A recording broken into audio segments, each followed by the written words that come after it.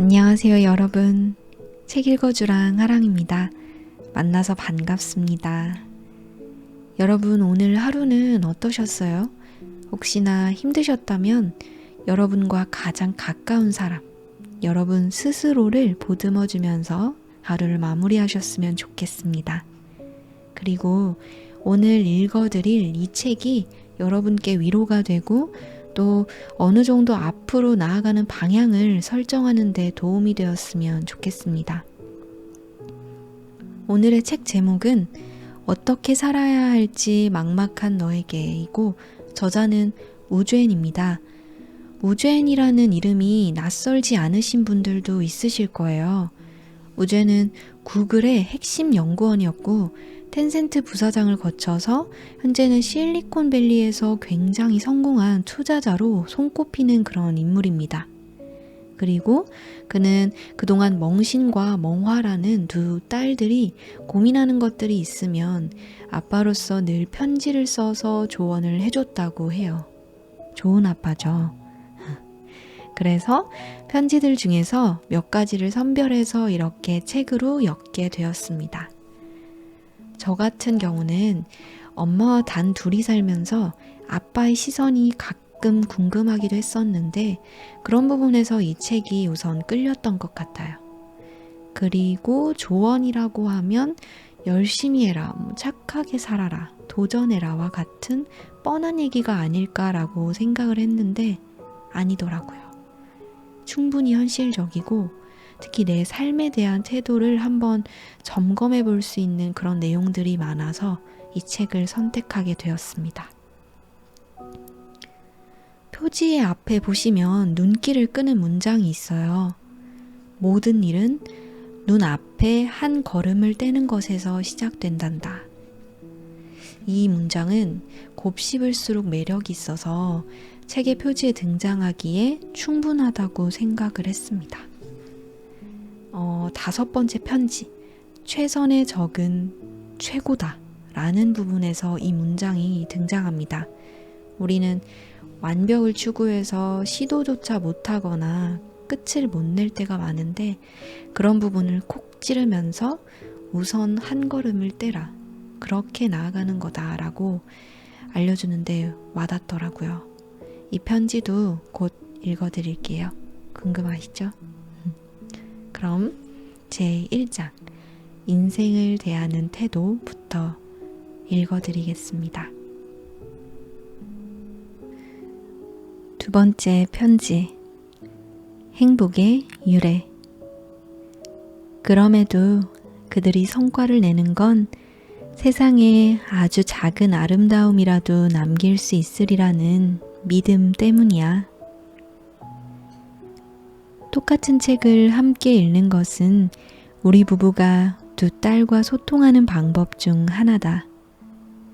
아이들의 학교에서 추천해준 책을 우리도 함께 읽고 딸들도 우리가 추천해준 책을 읽는다. 하루는 멍화가 멍신에게 전화를 걸어 요즘 무슨 책을 읽고 있는지 물었고 멍신은 아빠가 추천해준 책을 읽고 있다고 대답했다. 그날 멍화는 내게 이메일을 보내 그 책이 어떤 내용이며 재미있는지 물었다. 멍화에게 최근 네 동생이 읽고 있는 책은 뉴욕타임즈 베스트셀러 작가인 댄 뷰트너의 블루존이라는 책이란다. 블루존은 인류학 용어로 평균 수명이 유난히 긴 장수 지역을 의미해. 멍신이 책을 다 읽고 나서 우리는 함께 토론을 했어. 네가 이 책을 읽어도 좋고 읽지 않아도 괜찮지만 너와도 이 책의 주제인 행복에 대해 꼭 한번 이야기를 나누고 싶었단다. 먼저 뷰트너의 책에 관해 이야기를 해보자꾸나. 그는 행복에 관해 굉장히 일리 있는 몇 가지 관점을 제시했어. 먼저 행복은 돈으로 측정할 수 없는 일종의 느낌이라는 거야. 물론 이 느낌은 허무맹랑한 공상이 아니라 사람이 생활하는 환경과 밀접한 관련이 있는 것이란다. 책에서는 코스타리카 사람들의 행복감이 다른 지역 사람들보다 높은 이유는 그들의 생활 환경 자체가 스트레스가 적고 유쾌하며 많은 돈을 필요로 하지 않기 때문이라고 설명했어. 적은 돈으로 유유자적하며 살고 싶은 사람이 코스타리카에 산다면 분명 행복을 느낄 거야. 반대로 싱가포르에서는 돈을 많이 버는 사람일수록 행복하다고 느낀대. 오히려 열심히 일하지 않고 무슨 일이든 크게 신경 쓰지 않는 사람을 가장 안 좋게 생각한다고 하는구나. 이런 가치관을 가진 사람이 코스타리카에 가면 행복할 수 있을까?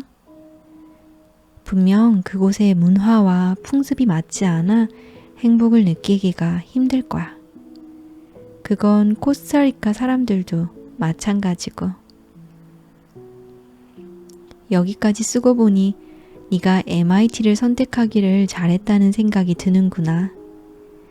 MIT에는 너와 비슷한 친구들이 많으니 아주 잘 맞을 거야. 하지만 만약 네가 컬럼비아 대학교를 선택했다면 학업에 대한 부담은 적었을지 몰라도 지금만큼 학교 생활이 즐겁지는 않았겠지. 컬럼비아 대학교는 그동안 수많은 정치 리더를 배출해온 만큼 학생 대부분이 훌륭한 리더를 꿈꿀 텐데 넌 그런 경쟁을 좋아하지 않잖니.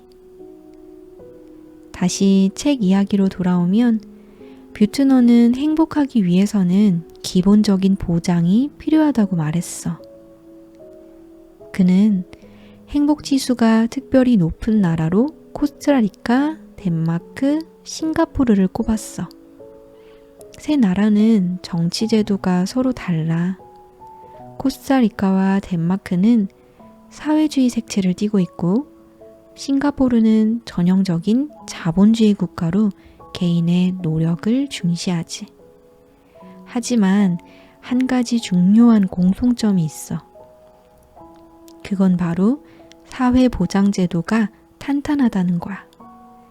그래서 생계에 대한 큰 걱정 없이 자신의 이상을 추구하며 살 수 있는 거란다. 지금까지 뷰트너의 관점에 대해 이야기를 했으니 이제 아빠의 생각을 이야기해 볼게. 행복에 관한 아빠의 생각은 크게 두 가지야. 먼저 지구상의 모든 생명체는 본능적으로 종족 번식을 한단다. 행복을 연구하는 학자들은 이것이 행복의 원천이라고 해. 이는 남녀 간의 사랑이나 부와 명예가 가져오는 행복보다 훨씬 오래도록 유지되는 행복이지. 사람도 다른 생명체들과 마찬가지로 유전자 계승에 대한 사명을 지니고 있고, 그래서 자신의 생명이 유전자를 통해 세대를 거듭하며 계속 이어지는 것을 보면 자기도 모르게 행복을 느낀단다. 그러나 이런 행복은 어느 동물이나 느끼는 것이고 사람은 더 높은 차원의 행복을 추구해. 그것은 바로 자신의 존재와 행위를 통해 이 세상에 발자취를 남길 때의 행복이야. 우리는 자기 말이나 행동이 세상에 긍정적인 영향을 주었다는 사실을 알게 되었을 때 진정한 즐거움을 느낄 수가 있어. 인생은 한 줄기 강과 같단다. 강물의 양은 강의 길이와 너비, 그리고 깊이라는 세 가지 요소로 결정돼. 한 사람의 영향력 또한 마찬가지란다. 현재 많은 사람에게 큰 영향을 미친다고 해도 오래도록 영향력 있는 사람으로 남는다는 보장이 없고, 긴 강줄기처럼 미미하지만 오랫동안 영향력을 발휘하는 사람도 있단다. 둘 중에 어떤 강의 물이 더 많은지는 정확히 알 수 없지만 나는 후자의 강을 더 선호한단다. 아무리 오랜 시간이 흘러도 끊이지 않고 굽이굽이 흘러가기 때문이야. 모차르트는 이미 2세기 전에 세상을 떠났지만 여전히 세계 곳곳에 많은 사람들이 그의 고향인 짤츠부르크를 찾는단다. 베토벤, 미켈란젤로, 뉴턴도 마찬가지야.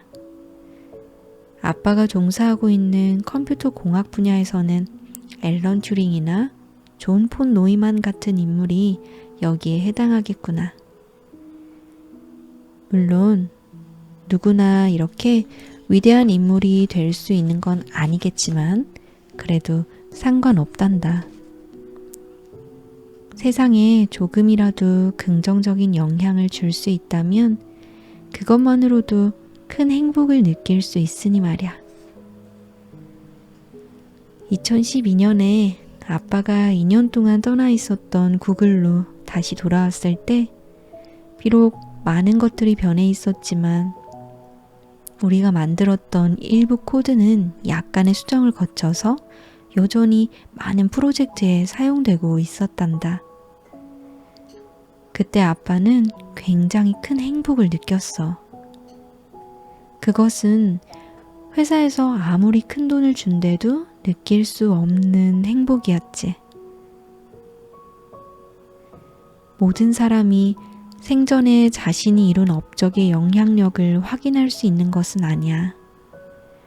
뉴턴과 베토벤은 비록 자손을 남기지는 못했지만 사는 동안 자신의 업적과 영향력을 직접 보고 들을 수 있었으니 비교적 행복한 삶을 살았을 거야. 하지만 대부분의 사람은 업적을 이뤄도 살아생전에 빛을 발휘하지 못할 뿐더러 영원히 눈에 띄지 않기도 한단다. 그럼에도 그들이 성과를 내는 건 세상에 아주 작은 아름다움이라도 남길 수 있으리라는 믿음 때문이야. 모차르트가 생전에 매일매일 곡을 쓰고 음악을 연주한 것도 바로 이 때문이지. 그는 자신이 후대에 위대한 음악가라는 칭호를 받을 줄도 몰랐고 그러한 칭호를 중요하게 생각하지도 않았어. 그에게 중요한 일은 오직 아름다운 음악을 작곡해서 사람들에게 들려주는 것이었지. 바로 이러한 마음가짐이 모차르트라는 위대한 인물을 만든 거야. 지난번에 왜 미국인들은 부자가 아닌 사람들도 대학에 많은 돈을 기부하냐고 물었지? 러시아의 소설가 막심 고리키의 말이 너의 질문에 좋은 대답이 될 수 있겠구나. 주는 것은 받는 것보다 훨씬 즐거운 일이다. 대학이나 병원 혹은 자선단체에 돈을 기부하는 이유 역시 그들이 베푸는 즐거움을 알기 때문이야. 그들은 이러한 기부가 자녀들에게 유산을 물려주는 것보다 즐거운 일이라고 생각해. 자신의 돈이 더 넓고 깊고 길게 영향력을 미치는 방법을 아는 거지. 오원은 인류의 모든 노력의 목적은 행복을 얻기 위한 것이다 라고 말했어. 사실 우리가 많은 일을 하는 이유도 바로 이 목적 때문일 거야. 아빠는 네가 무슨 일을 하든 행복이 삶의 이유이자 목적임을 잊지 말았으면 해. 너의 행복을 빌며 아빠로부터.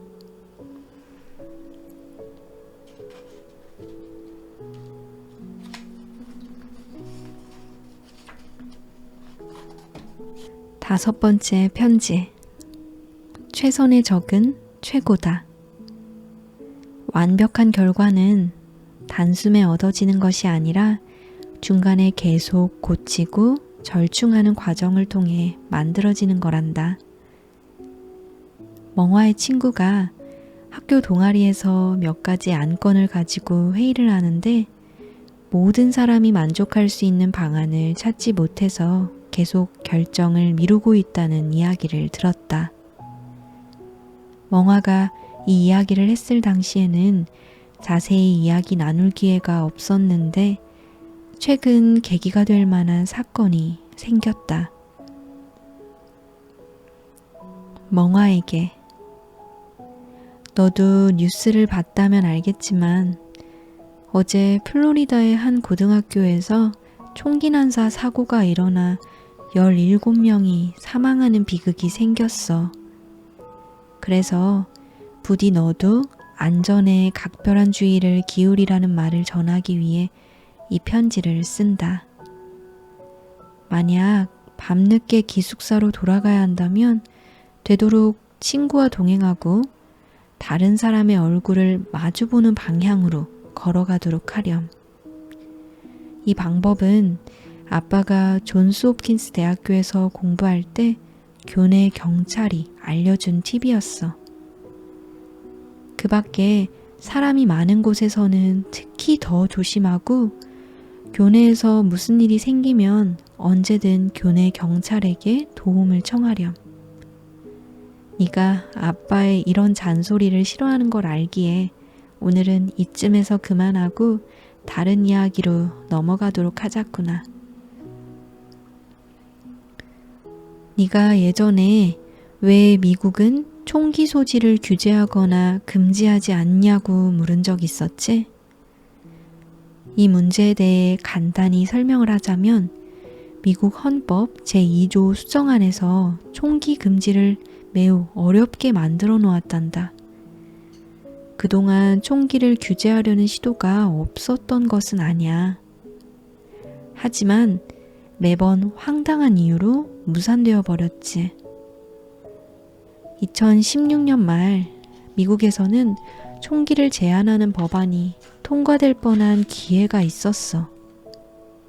그해 미국에서는 총기 사고가 정말 많이 일어났단다. 시카고에서만 한 해 동안 무려 3,550건의 총기 사고가 발생해서 762명이 죽고 4,331명이 부상을 입었어.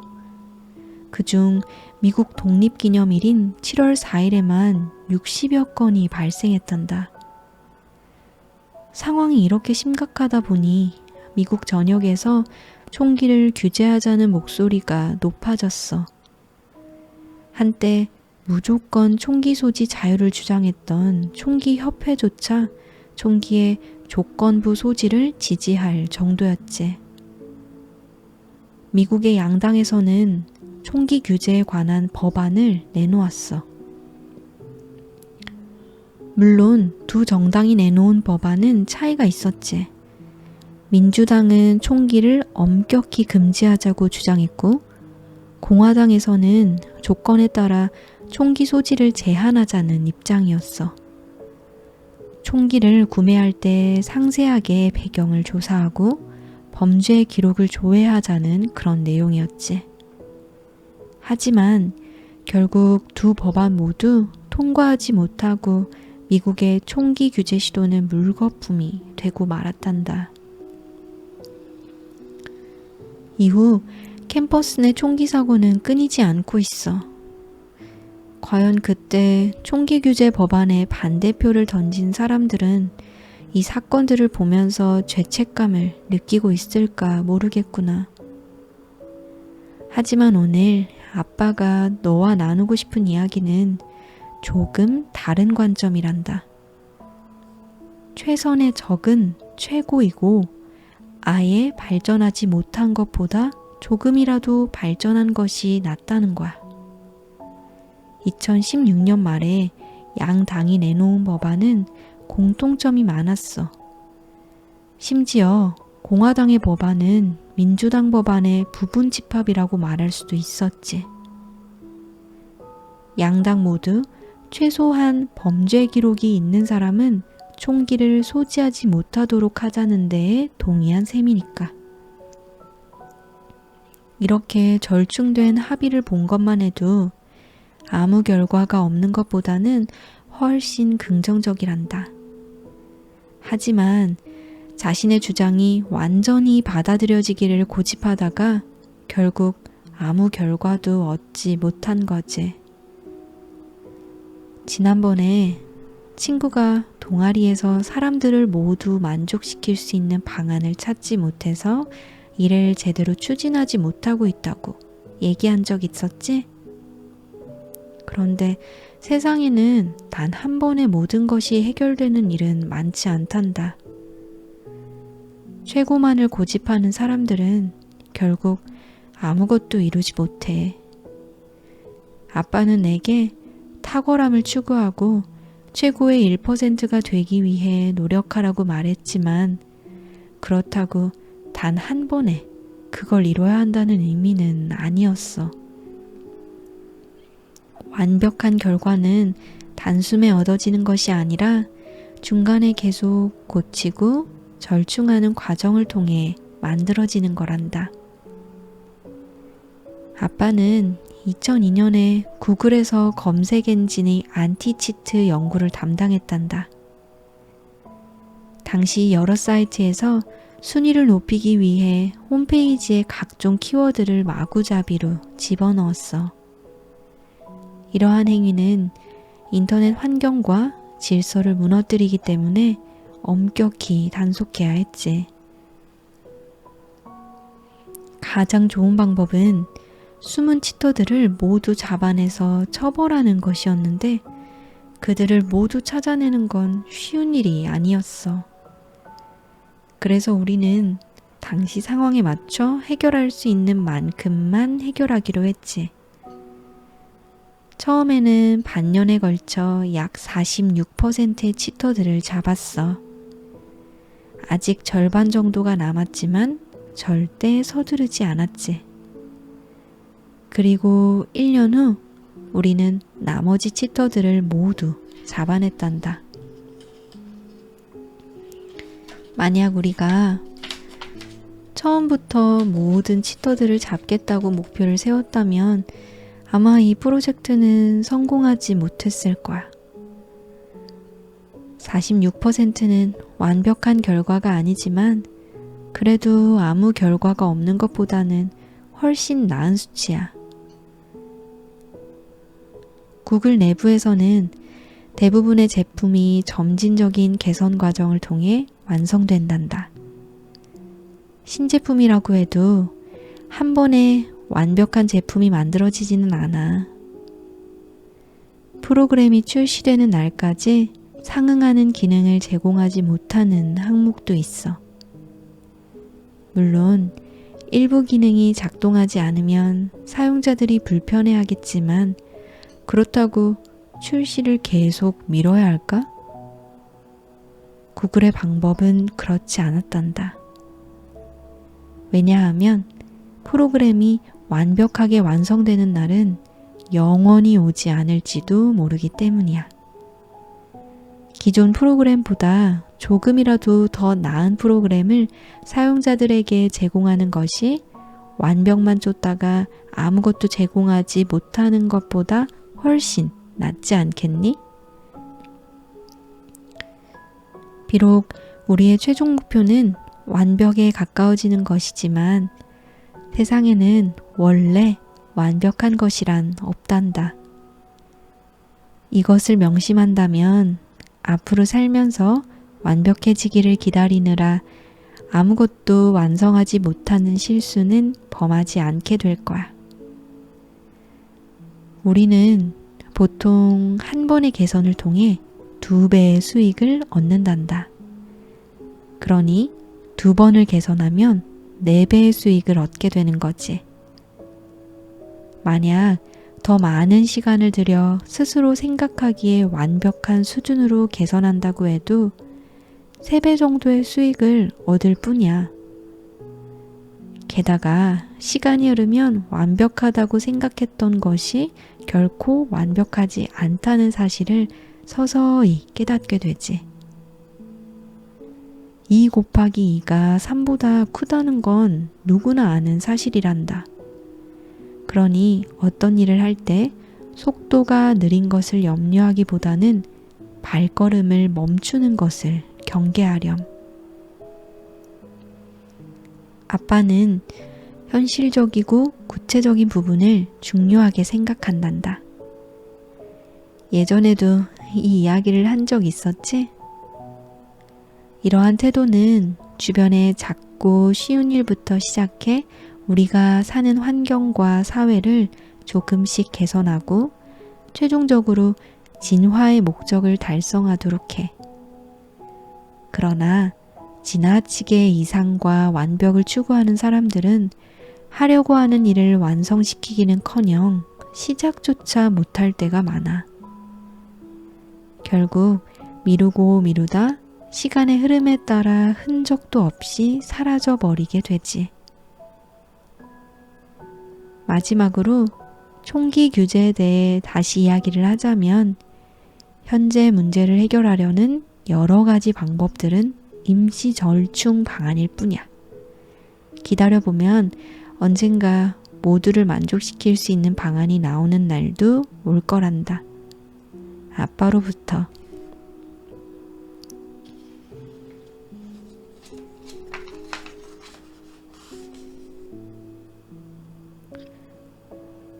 여섯 번째 편지. 좋은 습관이 성공한 인생을 만든다. 사람의 운명은 좋지 않은 습관이나 행위에 의해 결정되기도 하는 거란다. 멍화는 2017년 여름방학 때 몇몇 회사에 인턴을 지원했는데 처음 면접을 본 두 곳의 결과가 좋지 않았다. 멍화는 나와 통화를 하면서 최근 운이 따르지 않는다고 불평하며 자신의 운명을 탓하기도 했다. 멍화에게 위로와 당부를 전하고자 다음과 같이 편지를 썼다. 멍화에게 오늘은 너와 운명이란 다소 철학적인 주제에 대해 이야기를 나누려고 해. 운명은 영어로 fate라고 하지. 한자로는 운과 명이라는 글자로 나누어 뜻을 해석할 수 있단다. 운은 행운이라는 의미로 인생에서 아주 중요한 역할을 해. 아빠는 여러 방면에서 성공한 사람들을 자주 접하는데 그들에게 성공 비결을 물으면 대부분 운이 좋았다고 대답하곤 해. 운이 따라주지 않는다면 아무리 노력해도 결과가 좋지 않을 수도 있단다. 흥미로운 건 사업에 실패한 사람들 역시 실패의 원인을 운에서 찾더구나.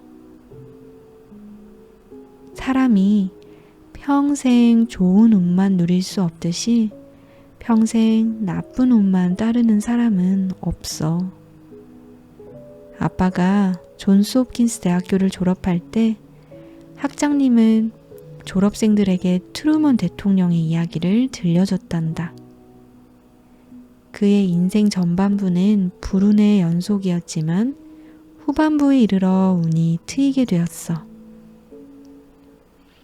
물론 그 사이에는 운뿐만 아니라 여러 필연이 있는데 이 이야기는 나중에 다시 하기로 하자꾸나. 운명의 두 번째 글자인 명은 사람의 일생을 결정하고 쉽게 벗어나지 못하는 숙명이라는 의미를 담고 있단다. 동서양을 막론하고 예로부터 사람들은 이러한 숙명 앞에 무력함을 느꼈어.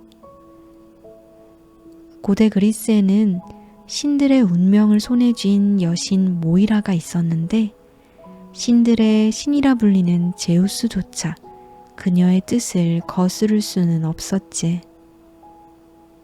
우리가 잘 알고 있는 공자도 사람이 일정한 나이가 되면 자신의 운명을 깨닫고 운명에 위배되는 일을 하지 않게 된다 라고 말했단다.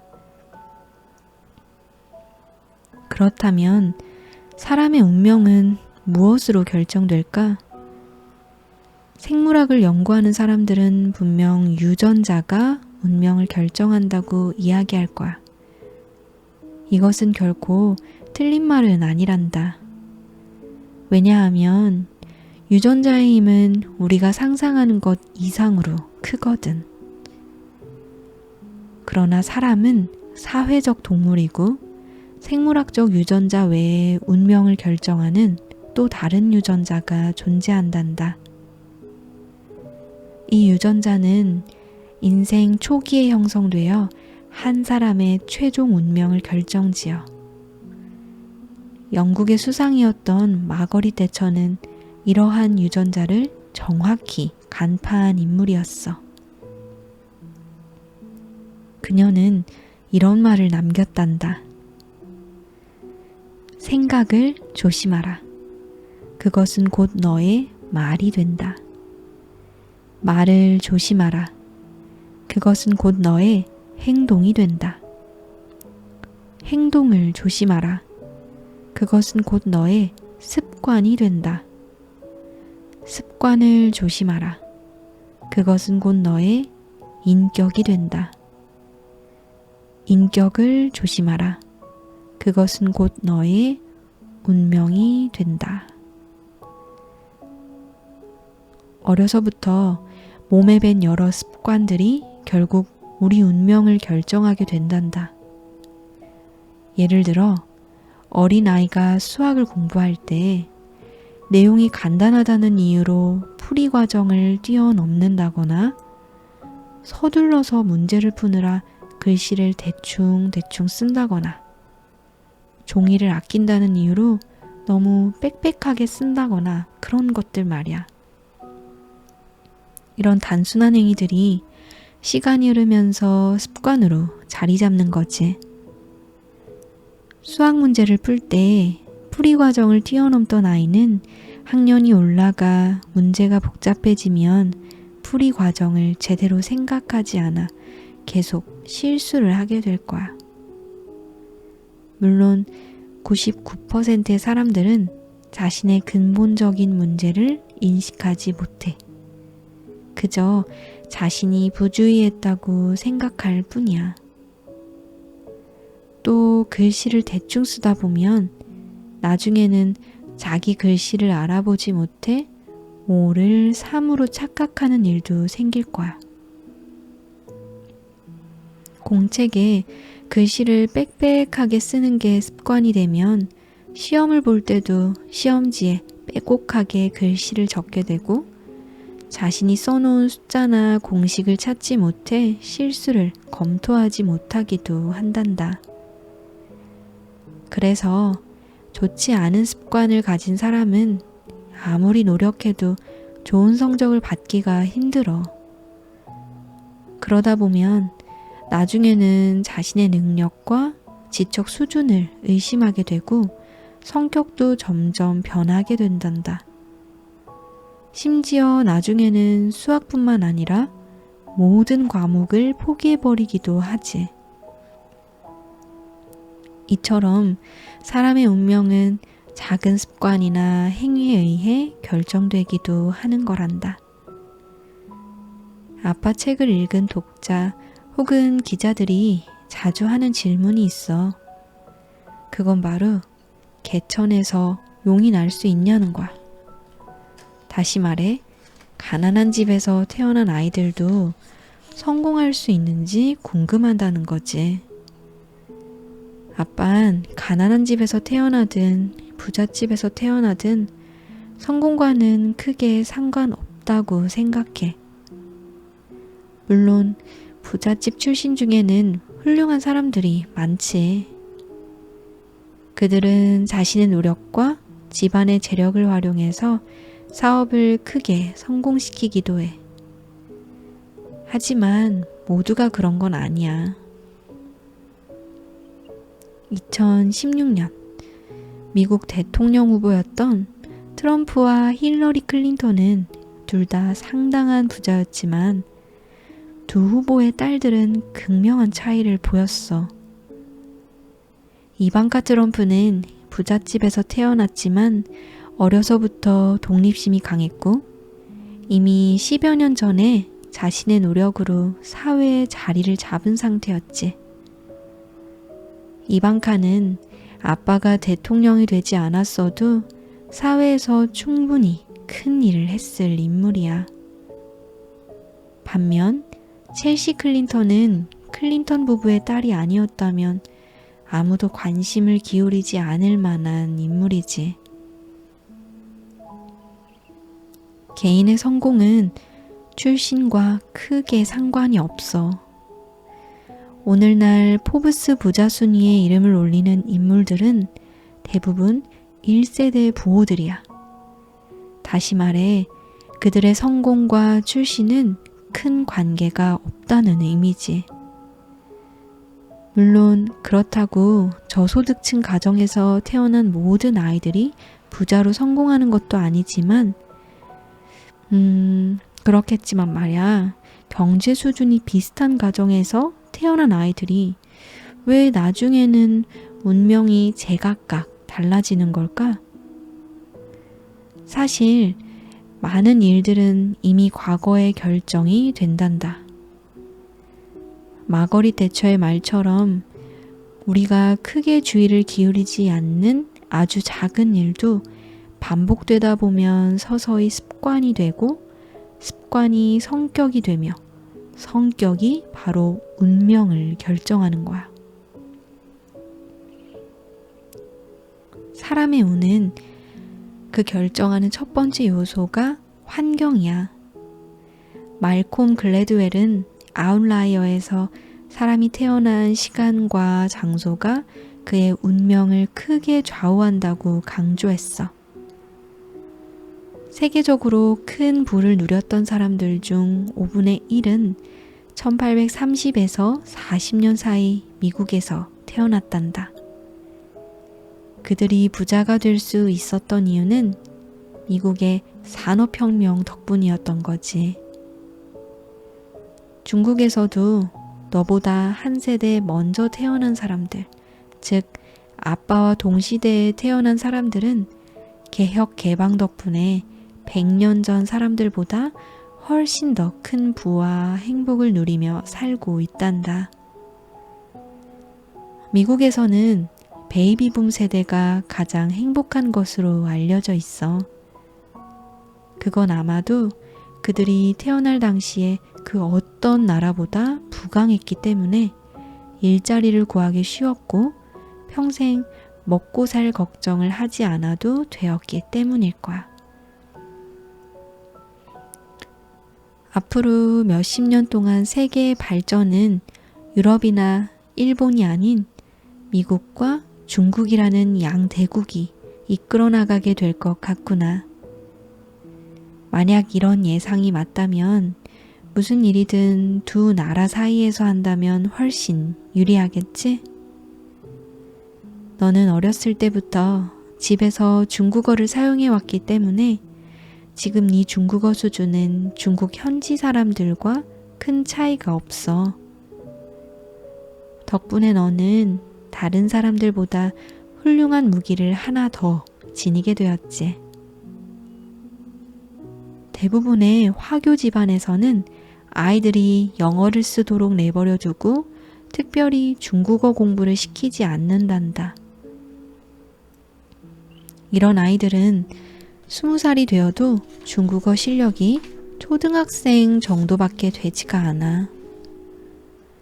중국인이면서 중국어를 제대로 하지 못한다는 것은 50%의 기회를 포기한 것이나 마찬가지야.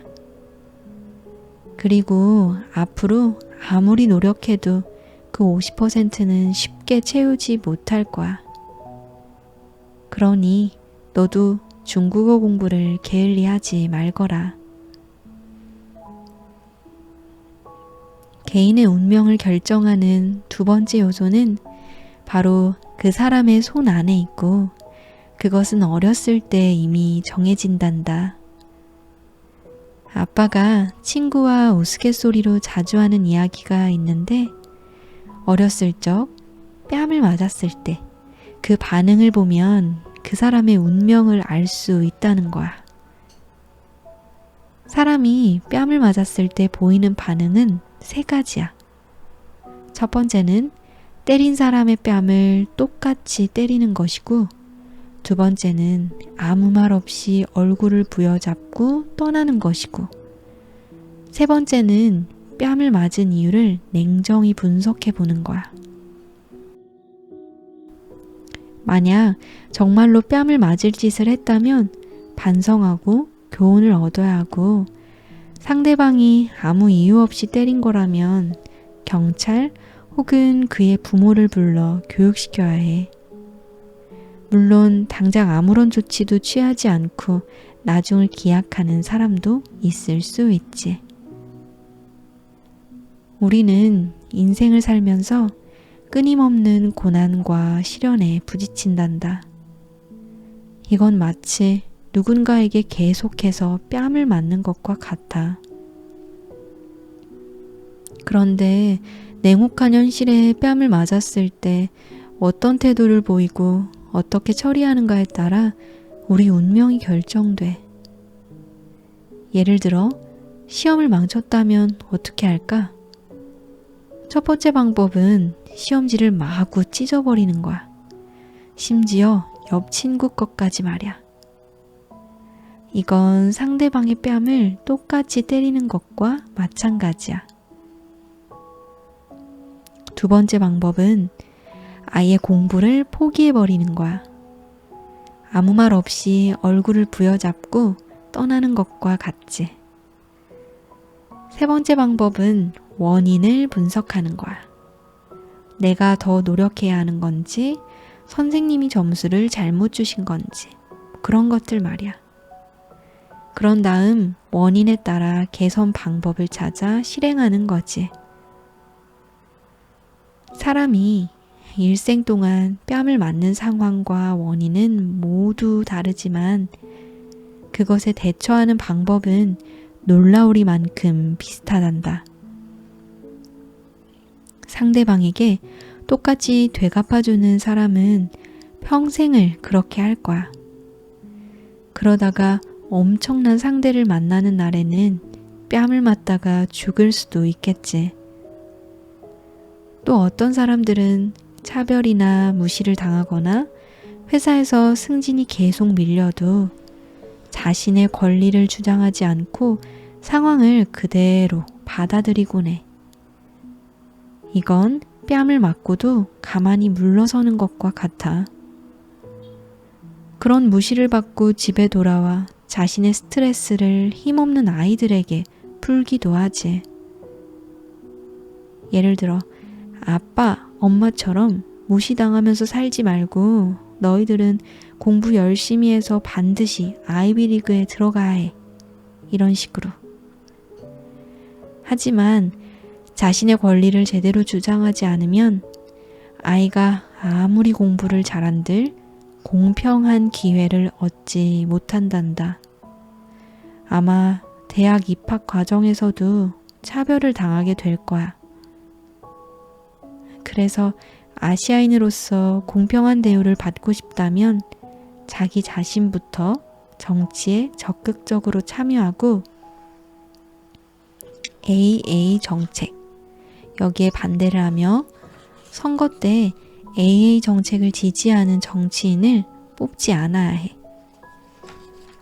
여기서 AA 정책이란 소수 집단 우대 정책으로 대학 입학 시 소수 인종에게 더 많은 기회를 주기 위해 많은 아시아 학생들이 뛰어난 성적을 받았어도 입학이 제한되는 것을 말해.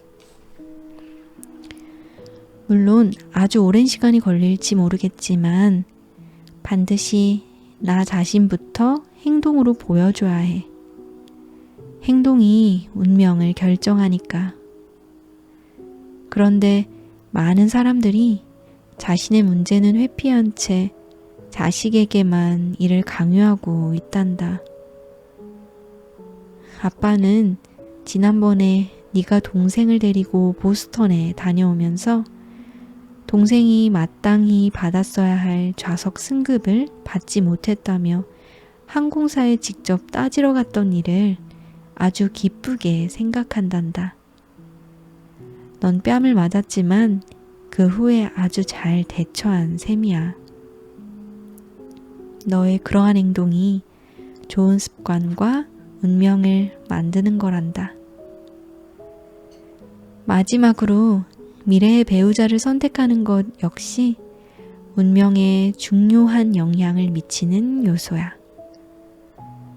중국에는 아름답고 재주 많은 린휘인이란 여인이 있었어. 그녀는 베트남전 기념비를 설계한 건축가 마야 린의 고모이기도 해. 린휘인은 줄곧 훌륭한 남성들과 교제를 하다가 나중에 중국 근대 건축가인 량스청과 결혼을 했단다. 결혼 후 그들의 집은 최고의 엘리트들이 모이는 장소가 되었고 린휘인도 많은 영향을 받게 되었지. 그녀는 중국의 국가 문장을 디자인하고 베이징 도시기획자로서 이름을 남기기도 했어. 그런데 만약 그녀가 별 볼 일 없는 남자와 결혼했다면 이런 일들을 할 수 있었을까? 그건 그 남자 때문이기도 하지만 그와 어울리는 별 볼 일 없는 친구들의 영향도 있었을 거야.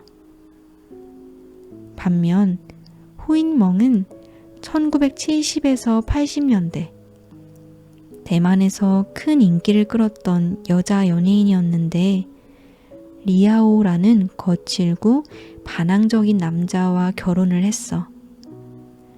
하지만 결혼한 지 얼마 되지 않아 두 사람은 이혼했지. 이혼 후에도 리아오는 후인멍에 대한 안 좋은 이야기를 하고 다녔다고 하더구나. 나중에 호인멍은 그와의 결혼 생활을 회상하며 지질한 남자 하나 때문에 40년을 고생했다고 고백했어. 인생에서 40년이란 시간은 얼마나 긴 시간이니? 운명에 관한 이야기는 정말 끝도 없는 것 같아. 이 편지의 내용이 내게 생각할 거리를 남겼으면 좋겠구나.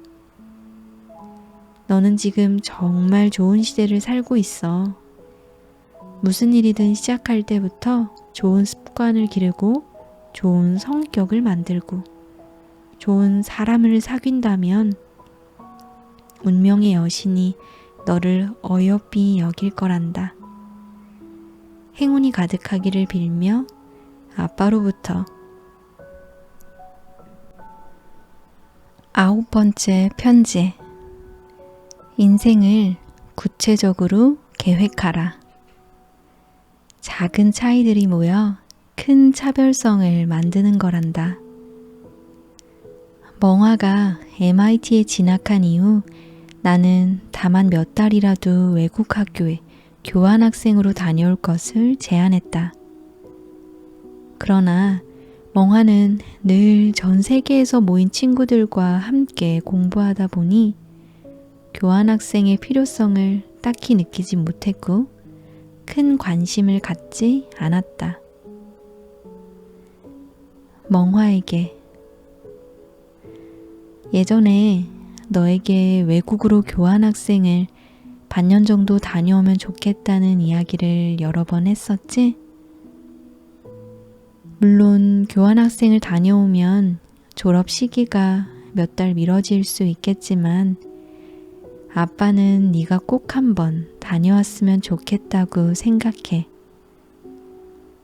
어느 나라든 교환학생을 간다는 건 결코 간단한 일이 아니야.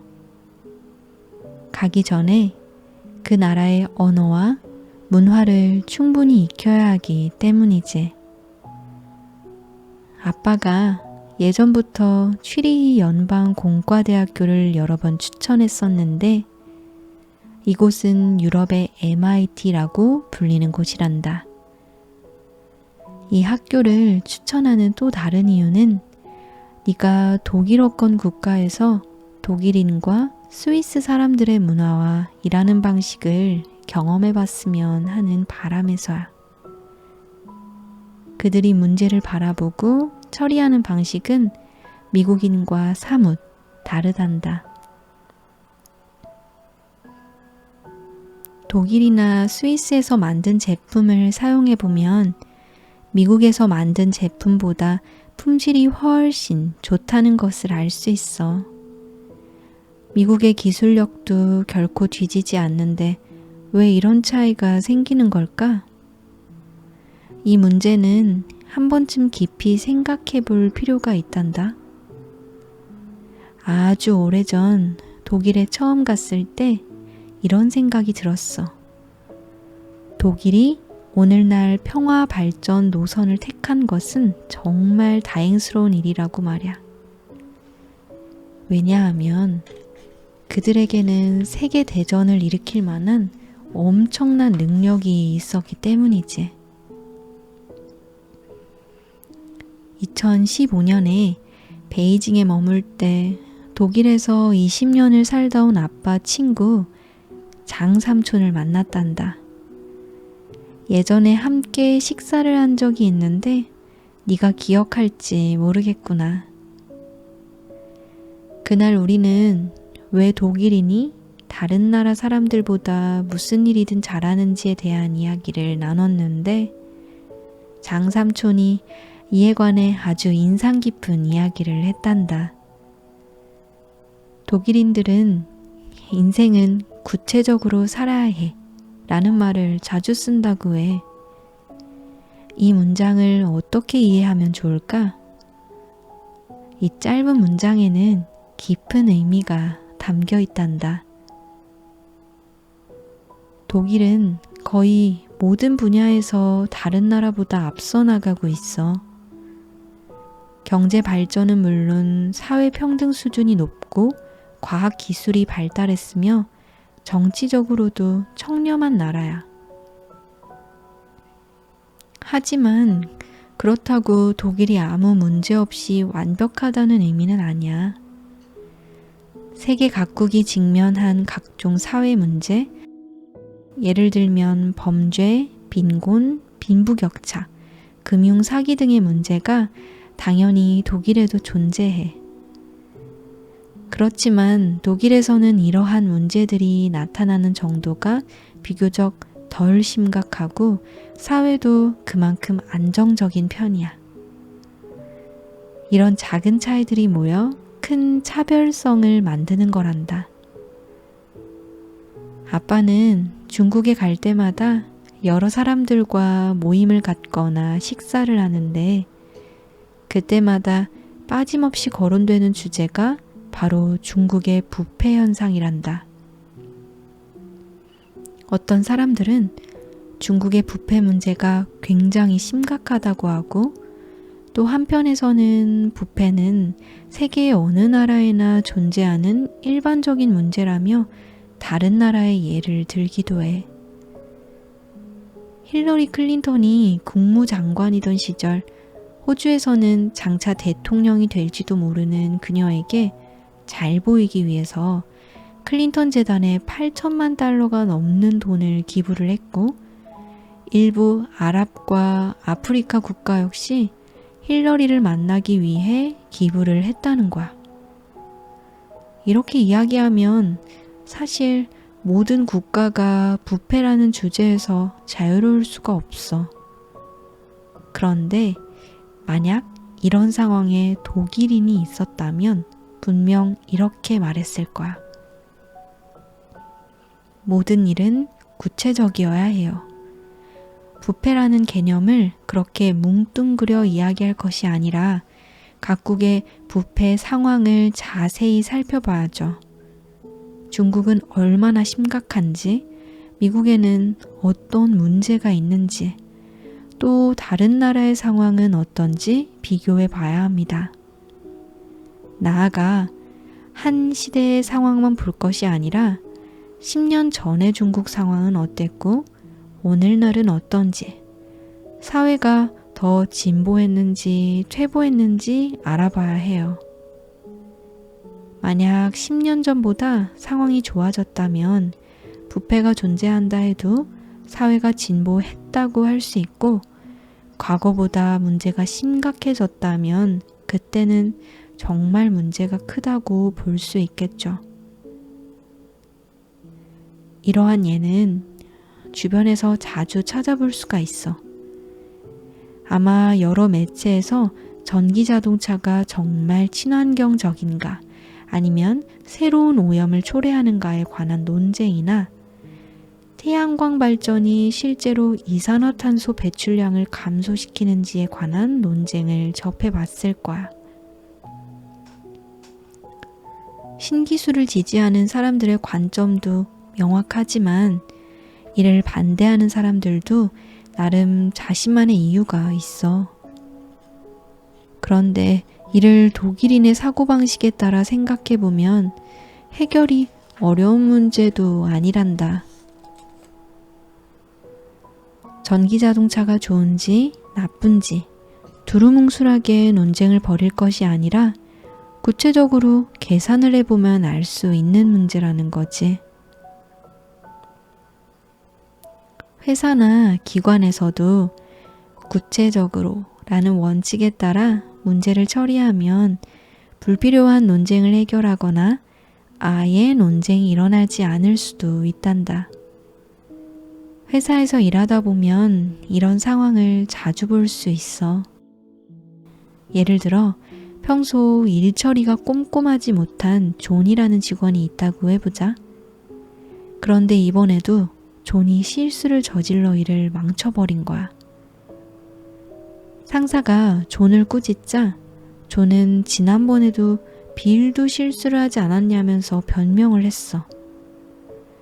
그의 말대로 사람은 누구나 실수를 할 수 있어. 하지만 구체적으로 따져보면 똑같이 실수를 해도 횟수와 정도의 엄연한 차이가 있으니 그렇게 뭉뚱그려 얘기할 순 없는 거지. 집에서도 이와 비슷한 상황이 벌어질 수 있어. 어떤 부모가 시험을 망친 아이를 혼낸 거야. 너 성적이 이게 뭐니? 그러자 아이가 변명을 해. 우리 반 1등인 샤오홍도 이번에 시험을 망쳤단 말이에요. 이럴 때 부모들은 말문이 막혀 아이에게 더 심하게 화를 내곤 하는데, 그러면 문제는 전혀 해결되지 않은 채 부모 자식 간의 감정만 상하게 되지. 사실 이때 부모가 조금만 이성적으로 생각하고 독일인처럼 문제를 구체적으로 해결하려고 했다면 샤오홍이 정말로 시험을 망쳤는지, 몇 개가 틀렸는지, 또 우리 아이는 몇 개를 틀렸는지 자초지종을 알아본 다음 이야기를 할 거야. 똑같이 시험을 망쳤다고 해도 틀린 개수와 문제의 유형에 따라 기준이 달라지니까 말이야. 독일인들은 국가의 문제든 사회의 문제든 혹은 일상생활의 문제든 모두 이런 생각을 갖고 해결하려고 한단다. 독일에서는 애써 제품의 품질을 좋게 보이려고 과장된 말을 늘어놓지 않아. 대신 품질에 관해 수많은 구체적인 지표들을 넣어 특별한 설명 없이도 제품의 품질이 보장되었다는 것을 알 수 있도록 하지. 아빠는 작년과 올해에만 독일에 4번 다녀왔는데 라이카 공장을 답사하면서 깊은 인상을 받았어. 라이카는 카메라를 생산하는 과정에서 아주 작은 눈금의 폭까지 세세하게 규정해 놓더구나. 그들이 렌즈를 만들 때 얼마나 많은 공을 들이는지 알 수가 있었지. 물론 그렇다 보니 독일 생산 제품은 다른 나라 제품보다 비싸단다. 예전에 라이카는 생산 원가를 줄이기 위해 일본의 대형 광학기계 회사인 미놀타와 협력해서 렌즈를 생산한 적이 있어. 너도 잘 알다시피 일본 역시 세계 인류의 기술력을 가진 나라란다. 하지만 미놀타에서 생산한 제품은 라이카에서 제시한 기준의 20%밖에 만족시키지 못했어. 미놀타는 그 후로 몇 년 동안 여러 가지 문제를 개선하고 나서야 라이카의 요구를 모두 만족시킬 수 있었지. 그런데도 소비자들은 일본에서 생산한 라이카의 품질이 독일에서 생산한 제품에 미치지 못한다고 불만을 토로했고, 결국 라이카는 일본 생산을 중단했어. 또 다른 일본의 유명 광학기계 회사인 자이스 역시 일본에서 렌즈를 생산하고 있지만 여전히 독일 자이스의 수준에 도달하지 못하고 있어. 그래서 할 수 없이 생산지에 따라 각기 다른 제품 번호를 붙여 판매를 하는데 가격은 3배나 차이가 난다고 해. 생산지만 다를 뿐인데 가격 차이가 3배나 난다고 하니 두 제품 간에 엄청난 기술 차이가 있을 것 같지? 아빠에게도 일본산 자이스 렌즈가 몇 개 있는데 광학 성능은 똑같이 훌륭해. 하지만 미세하게 독일에서 생산한 제품이 더 견고하단다. 야외에서 오래 사용해보니 독일산만큼 빈틈없이 꼭 맞지는 않더구나. 바로 이렇게 작은 차이가 큰 가격 차이를 만든 거란다.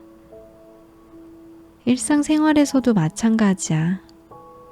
새로운 곳에 여행을 가면 현지인에게 길을 물어볼 때가 있는데 그럴 때 종종 길을 대략 아는 사람이 아무렇게나 가리킨 방향을 따라가다가 결국 엉뚱한 곳으로 가는 상황이 벌어지기도 해.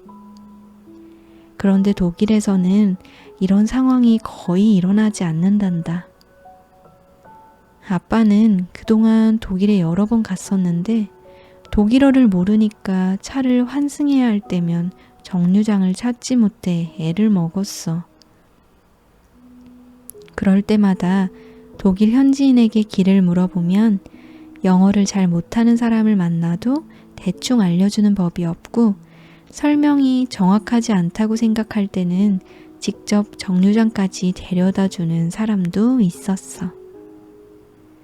나중에 독일인 동료에게 독일 사람들은 원래 다른 사람을 도와주기 좋아하냐 라고 물었더니 꼭 그렇지만은 않다고 해. 만약 길을 물어봤을 때 시간이 없거나 자기도 정확히 모른다면 도와주지 못하겠다고 직접 이야기할 거래. 그러나 일단 도와주기 시작한 사람이라면 어떻게든 끝까지 도움을 줄 거라고 하는구나. 네가 독일이나 스위스 같은 나라에 가서 공부를 하고 왔으면 좋겠다고 한 건 그들의 수준이 MIT보다 높아서가 아니라 가서 독일인들이 공부하는 태도와 방식을 한번 경험해 보기를 바라서야. 독일인들의 논문은 그들이 만들어내는 제품만큼이나 빈틈없기로 유명하단다. 아빠도 학계에 있을 때 종종 독일 과학자들과 협력하거나 연구 성과를 교환을 하기도 했어. 아빠도 학계에 있을 때 종종 독일 과학자들과 협력하거나 연구 성과를 교환하기도 했어. 그들의 논문에는 큰 실험을 진행하는 과정에서 얻은 세부적인 단계의 결론이 모두 적혀 있어. 대부분의 사람들이 주요 결론만 적는 것과는 사뭇 다르지. 아빠의 지도교수였던 젤리넥 교수는 아버지가 제2차 세계대전 당시 독일의 수용소에서 돌아가셨기 때문에 독일을 별로 좋아하지 않았어. 독일인이 쓴 논문을 검토할 때면 그들의 구체적이고 세세한 데이터를 보면서 이렇게 말씀하셨지. 참나, 독일인들이란. 교수님은 지나치게 세세한 독일인들을 비웃었지만 한편으로 생각해보면 그들은 진정 구체적인 태도가 몸에 밴 사람들이란다. 네 동생 멍씨는 최근 몇 달 동안 디저트 만드는 법을 배우고 있단다. 멍씨는 먹는 걸 좋아하는 만큼 요리하는 것도 좋아하더구나. 얼마 전 계량컵, 계량 스푼, 저울, 타이머 등 요리에 필요한 도구들을 잔뜩 사오더니 혼자 TV 프로그램의 요리 동영상이나 요리책을 찾아보면서 요리를 배우고 있어. 이제 웬만한 양식 요리는 척척 해내고 디저트도 고급 레스토랑 셰프 못지않게 만든단다. 네 동생이 요리하는 걸 지켜보면서 나와는 아주 다른 점을 찾을 수 있었어. 그건 멍신이 요리의 절차를 엄격히 준수한다는 거야. 모든 재료를 한치의 오차도 없이 계량하고 반드시 추천받은 브랜드의 향신료를 사용해. 절대 대체품을 사용하지 않고 오븐의 온도와 시간도 정확히 맞추지.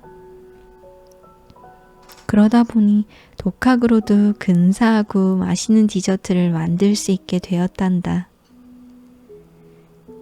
만약 기회가 되어 독일 사람들과 함께 공부하며 그들이 살아가는 방식을 경험할 수 있다면 네 인생에 큰 도움이 될 거야. 혹시 그런 기회가 생기지 않는다면 인생은 구체적으로 살아야 한다 라는 독일인들의 말을 반드시 기억하렴. 이 말의 진정한 의미를 깨닫기만 해도 살아가는데 많은 도움이 될 거란다. 아빠로부터.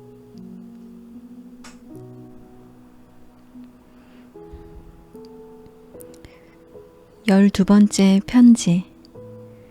좋은 사람이 되어라. 선량한 마음을 갖고 매사에 감사할 줄 아는 사람은 삶이 아무리 고달파도 누구보다 행복하단다.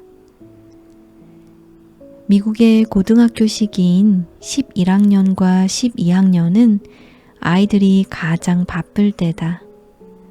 성적 관리도 해야 하고 각종 사회활동에도 참여해야 하며 대학에 제출할 입학 서류도 준비해야 하기 때문이다. 그래서 이 시기에 많은 학생들이 며칠씩 밤을 새기도 하고 스트레스로 괴로워하기도 한다. 나는 멍화가 대학 진학 때문에 너무 많은 스트레스를 받지 않았으면 했고, 더불어 어떤 대학을 가는가 보다 더 중요한 것은 좋은 사람이 되는 것이라는 사실을 알려주고 싶어 다음과 같이 편지를 썼다. 멍화아 멍신에게. 멍화는 이제 2년 후면 고등학교를 졸업하는구나.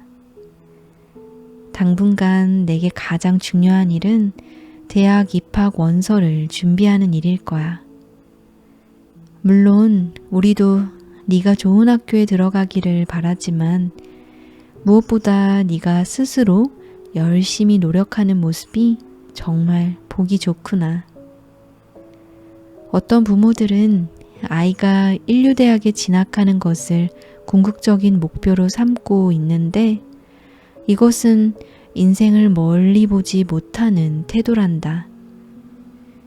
아이의 인생에는 좋은 대학에 가는 것보다 중요한 일이 많기 때문이야. 오늘 아빠가 너희와 이야기하고 싶은 것도 바로 이 중요한 일에 관한 거야. 멍씨는 아직 어리지만 언니에게 하는 이야기를 너도 잘 새겨 듣기를 바란다. 몇 년 전 구글 창립 초기에 함께 일했던 직원들과 둘러앉아 구글이 어떻게 성공할 수 있었고 어떻게 우리가 그 좋은 시기에 구글에서 일할 수 있었는지에 관해 이야기를 나눴어. 구글이 성공할 수 있었던 이유는 여러 가지지만 그중 가장 근본적인 이유는 절대 편법을 쓰지 않았다는 거야. 사실 영리를 목적으로 하는 기업에서 편법을 쓰지 않는다는 것은 정말 어려운 일이란다. 구글이 절대 편법을 쓰지 않는다고 하면 일부에서는 믿지 않을 거야. 2007년 구글에서 OHA 개방형 휴대폰 동맹을 제창했을 때 전 세계적으로 여러 반도체 기업과 휴대폰 기업 그리고 이동통신사에서 이에 기꺼이 참여했단다. 그동안 편법을 쓰지 않고 성실히 기업을 운영한 덕분이었지. 또 우리가 구글에서 일할 수 있었던 이유는 물론 구글에서 원하는 업무 능력을 갖추었기 때문이기도 하지만 더 중요한 건 우리가 그들이 추구하는 가치관에 공감하고 동료들과 협력하며 회사에서 맡은 일에 대해 책임을 다했기 때문이야. 구글은 창립 초기에 회사의 모든 내부 정보를 직원들과 공유하는 동시에 기밀 유지를 요구했어. 직원들이 1000명 가까이 늘어났을 때에도 내부적으로 공개된 정보가 외부에 새어나가는 일은 없었어. 이것은 회사에서 기밀 누설을 강력히 규제했기 때문이 아니라 모든 직원들이 자발적으로 기밀 유지에 대한 책임을 다했기 때문이야. 이렇게 책임감 있는 사람들이 모여 있으니 회사의 규모는 작아도 큰 경쟁력을 키울 수 있었던 거야. 반면 직원을 뽑을 때 능력만 보고 인성을 중시하지 않는 회사들은 수익이 늘어가기 시작하면 직원의 수와 상관없이 내부적으로 갈등과 분열이 끊이지 않는단다. 회사뿐만 아니라 사람도 역시 능력보다 인성이 훨씬 중요해. 이 사실만큼은 너희가 평생 잊지 않기를 바란다. 능력이 조금 부족하면 계속 노력하면 돼. 하지만 인성이 부족한 사람이 한번 잘못된 길로 들어서면 평생 돌이킬 수 없게 된단다. 아빠는 그동안 똑똑하고 좋은 학교를 나왔지만 남을 배려할 줄 모르는 이기적인 젊은이들을 많이 봐왔단다. 그들은 오직 자기 자신에 대한 생각밖에 없어서 결국 다른 사람에게 피해를 주고 스스로도 피해를 입는 지경에 이르게 돼. 그래서 우리 회사는 직원을 뽑을 때 능력보다 인성을 더 중요하게 본단다. 능력이 부족한 사람은 성과를 조금 덜 낼 뿐이지만 인성이 부족한 사람은 회사에 엄청난 피해를 주거든. 올바른 인성은 타고나는 것이 아니라 어려서부터 작은 경험들을 통해 길러지는 거야. 인성이 올바르지 않은 사람은 대부분 어렸을 때 부모가 가정교육을 소홀히 했을 가능성이 커. 대부분 가정 형편이 좋지 않거나 부모가 너무 바쁜 가정에서 이러한 현상이 두드러지게 나타나곤 하지. 그런데 때로는 부모의 관심이 부족해서가 아니라 한쪽으로 치우쳐서 아이의 인성에 문제가 생길 때도 있어. 예를 들어 부모가 아이의 성적만 지나치게 중시하고 엄격히 관리하면서 다른 부분의 성장은 소홀히 한다면 아이의 마음속에 반감이 생겨 부모의 기대와는 정반대로 자라게 된단다. 아빠는 너희를 가급적이면 혼내지 않고 사랑을 아낌없이 주려고 노력을 해왔어. 너희 할머니가 아이들에게 너무 관대한 것이 아니냐고 아빠를 나무랐을 정도였지. 아빠는 너희가 학교 성적이 좋지 않아도 괜찮아. 하지만 만약 성적이 좋지 않다고 이를 감추거나 거짓말을 한다면 분명 크게 혼을 낼 거야. 그건 성적의 문제가 아니라 인성과 관련된 문제이기 때문이야. It's nice to be great, yet it's great to be nice. 성공하는 것도 좋지만 좋은 사람이 되는 것이 더 중요하다 라는 말이 있는데 아빠는 이 말을 참 좋아한단다. 만약 성공과 선량함 중에 선택해야 한다면 아빠는 기꺼이 선량함을 택할 거야. 많은 사람들이 성공을 해야 행복해질 수 있을 거라 생각하지만 사실 성공이 행복을 보장하는 것은 아니야. 세상에는 큰 성공을 거두고도 불행하게 사는 사람들이 많거든. 그러나 선량한 마음을 갖고 매사에 감사할 줄 아는 사람은 삶이 아무리 고달파도 누구보다 행복하단다. 구글에서 함께 일했던 직원들과 자녀를 어떻게 교육하면 좋을지에 관해 여러 번 이야기를 나눈 적이 있었어. 대부분이 교양 있고 선량하며 세상을 사랑할 줄 아는 마음을 가진 아이로 키워야 한다는데 의견을 모았어.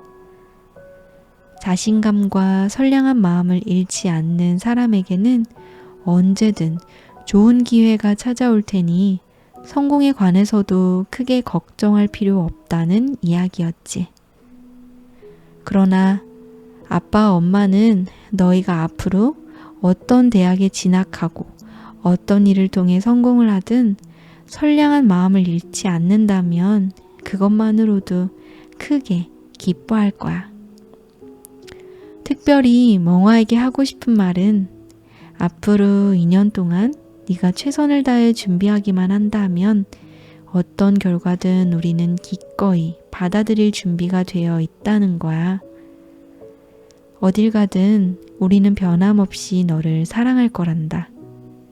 너는 아빠, 엄마의 사랑하는 딸이니까.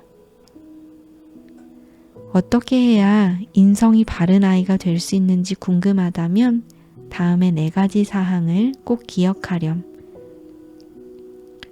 성실하고 신용을 지킬 것, 근면하고 자율적이며 겸손할 것, 친절하고 상냥할 것, 영어로는 nice 할 것, 정직하고 공정할 것. 이 4가지만 명심한다면 바른 인성을 가진 사람이 될 수 있어.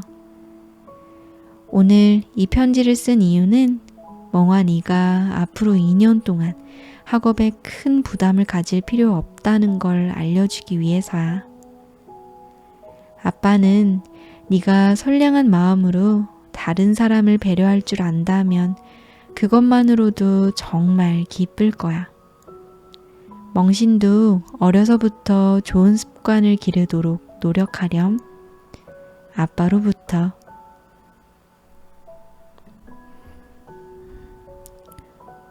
스물다섯 번째 편지. 소통의 목적. 진정한 소통은 상대방이 내가 전달한 정보를 제대로 듣고 그 의미를 정확히 파악했는지 확인한 다음에 비로소 완성되는 것이라는 사실을 기억하렴. 멍아가 전화를 걸어 학교와 직장에서 사람들의 교류가 어떻게 다른지 물었다. 이 편지는 그에 대한 답을 적은 것이다. 멍화에게. 그제 네가 엄마에게 문자를 보내 여름방학 때 필요한 비행기 티켓을 예약해달라고 부탁했다고 들었어. 그런데 엄마가 깜빡하고 문자의 내용을 전달해주지 않아 비행기 티켓 예약이 늦어졌구나. 사실 이제 와서 누구의 잘못이었는지 따지는 것은 의미가 없어. 우선 이 일을 해결한 다음 앞으로 더 원활한 소통이 이루어질 수 있도록 서로 노력하자. 너도 컴퓨터를 배워서 알겠지만 컴퓨터 통신은 상대방이 확인했다는 정보를 얻어야만 비로소 완성된단다. 내가 정보를 내보내는 것만으로 끝나는 것이 아니야. 이러한 방법은 통신의 효율을 낮추는 단점도 있지만 덕분에 통신이 확실하게 이루어진다는 장점도 있단다. 그러나 사람과 사람 사이의 통신은 그렇지 않아. 말을 하는 사람은 자신의 말이 끝나면 상대방이 의미를 제대로 파악했는지 상관없이 통신이 완료되었다고 생각해. 너도 학교나 인턴으로 일하는 회사에서 이런 경우를 본 적 있을 거야. A가 B에게 어떤 일을 지시했는데 한참 뒤에 보니 B는 그 일을 시작조차 하지 않았어. 그런데 B는 그 일이 하기 싫어서 안 한 것이 아니라 A가 무슨 말을 했는지 아예 듣지 못했거나 이해를 못했던 거지. 직장에서의 갈등은 대부분 이런 작은 오해로부터 생겨나. 이러한 문제를 근본적으로 해결하는 방법은 효과적인 소통을 하는 거야. 두 사람 사이의 통신, 즉 소통은 상대방이 내가 전달한 정보를 제대로 듣고 그 의미를 정확히 파악했는지 확인한 다음에 비로소 완성되는 것이라는 사실, 이것을 기억해야 해. 소통의 목적이 내 의견을 제대로 전달하는 것이라면 이야기를 할 때는 상대방과 나의 공통된 이해를 바탕으로 문제를 논의해야 해. 다시 말해, 상대방이 내 말을 이해하게 만들려면 그가 이해할 수 있는 언어로 말해야 한다는 거야. 학교에서 수업을 듣다 보면 어떤 교수님은 아무리 어려운 과목도 학생들이 알아듣기 쉽게 설명하는가 하면 어떤 교수님은 학생들이 이해하든 말든 그저 자신이 아는 대로 설명하는 걸 볼 수 있을 거야. 후자의 문제는 수업을 듣는 학생들이 자신과 지적 수준이 동일하지 않다는 걸 간과하고 있는 거야. 그래서 상대방이 알아들을 수 있는 용어로 풀어서 설명하는 것이 아니라 자신이 알고 있는 걸 그대로 이야기하는 것이지. 중국의 훌륭한 외교관이었던 구웨이진의 이야기를 들려줄게. 그는 1919년 파리 평화회의에서 서방 국가의 대표들에게 산둥성의 중요성을 설명하면서 그들이 이해하기 쉬운 예를 들었어. 그는 중국 사람들에게 공자는 예수님만큼이나 중요한 존재라고 설명했어. 서양에서 예수님이 태어난 예루살렘을 성지로 지정해 놓고 줄곧 그곳을 되찾기 위해 애쓰고 있는 것처럼 공자가 태어난 산둥성은 중국인들에게 예루살렘과 같은 성지라고 말했지. 서방 국가의 대표들은 그의 설명을 잘 이해할 수 있었어. 그건 그들이 공자와 산둥성에 대해 잘 알고 있었기 때문이 아니라 예수와 예루살렘에 관한 이야기가 익숙했기 때문이야. 또한 누군가와 소통할 때는 말을 많이 해서는 안 돼. 사람들은 흔히 자신이 더 많은 이야기를 하면 상대방이 더 많은 정보를 얻을 수 있을 거라고 생각해. 그러나 불필요한 말이 너무 많으면 상대방은 네가 무슨 말을 하려는지 전혀 이해하지 못하게 되고 그러면 소통의 효과는 제로가 되는 거야. 더욱이 소통을 할 때 쓸데없는 잡음이 섞이면 의미가 제대로 전달되지 않아 오해가 생기기도 해. 효과적인 소통은 상대방이 누구인지 확실히 인지하고 한두 마디의 핵심으로 내 생각을 전달하는 거야. 이번에는 인텔의 창업자인 로버트 노이스가 적절한 사례가 될 수 있을 것 같구나. 60년 전만 해도 사람들은 대부분 반도체가 무엇인지 잘 몰랐어. 로버트 노이스는 1957년에 반도체 생산을 위한 투자를 받기 위해 서면 페어차일드를 설득해야 했어. 페어차일드는 과학기술 업계에 오랫동안 몸담았음에도 도체와 반도체의 차이가 무엇인지, 반도체로 만든 트랜지스터가 어디에 쓰이는지 잘 이해하지 못했어. 노이스는 다음과 같이 설명했고, 페어차일드는 곧장 그의 설명을 이해할 수 있었단다. 어떻게 설명했냐면, 모래와 금속 회로의 기본 물질은 앞으로 트랜지스터 재료의 원가를 0에 가깝게 낮출 것입니다. 그러면 이제부터 경쟁은 제조 공법에 달린 셈이죠. 페어차일드가 투자한다면 당신은 이 경쟁의 승리자가 될 것입니다. 저렴한 트랜지스터는 전자제품의 원가를 크게 낮춰 수리보다 제조가 더 저렴해지도록 만들 테니까요. 노이스는 앞으로 다가올 정보화 시대의 상업적 특징을 간단히 잘 설명했어. 그는 돈이 되는 것은 재료가 아니라 위에서 설명한 지적 부가가치라고 강조했지. 페어차일드는 노이스의 말을 이해하고 투자를 결정했단다. 훗날 페어차일드는 62세라는 고령에 벤처 투자를 하게 된 이유에 대해 노이스가 설명한 트랜지스터의 앞날에 감동을 받았기 때문이라고 설명하기도 했어. 이러한 예들을 종합해보면 새로운 결론을 내릴 수 있어. 즉, 어떤 말을 전달할 때에는 상대방을 잘 살펴봐야 한다는 거야. 똑같은 내용을 전달하더라도 사람에 따라 각기 다른 방식으로 말해야 할 때가 있어. 아빠는 강연을 부탁받을 때마다 청중이 누구인지 먼저 물어봐. 그들이 어떠한 지식 배경을 갖고 있는지 파악한 다음 그들이 알아듣기 쉬운 방식으로 설명한단다. 또한 소통을 할 때 중요한 건 자신이 옳은지 틀렸는지를 증명하는 것이 아니라 소통의 목적을 달성하는 거야.